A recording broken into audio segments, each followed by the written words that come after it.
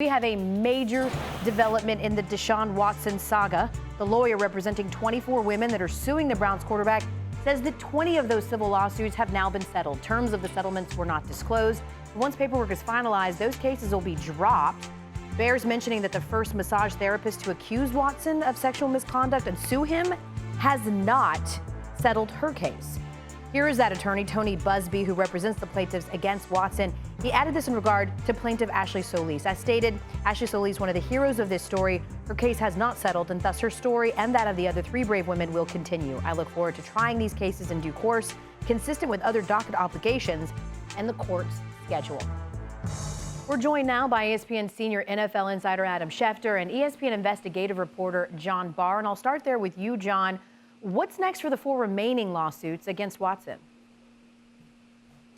Well, Elle, if he hasn't already, Deshaun Watson will sit for depositions in those 4 remaining cases.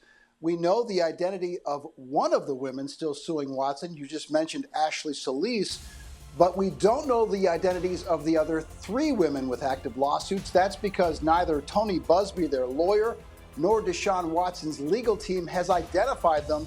And until the 20 lawsuits which were settled get dismissed and we see what's left, we won't know the identities of the remaining 3 plaintiffs who still have active cases. Now, Ashley Solis, who you just mentioned, was the first woman to sue Watson in March of 2021. She was also the first to publicly identify herself and come forward with her story in a press conference. Tony Busby, the attorney for the women suing Watson, and Watson's attorney Rusty Hardin have both agreed that if there are trials in these 4 remaining cases, they won't be held until between August of this year and March of 2023. So unless there's a trial in July, Elle, which seems highly unlikely, we won't see trials in these cases, these civil cases, until after the next NFL season. Adam, what can you tell us about how today's settlement news could impact the timeline for possible discipline from the NFL for Watson?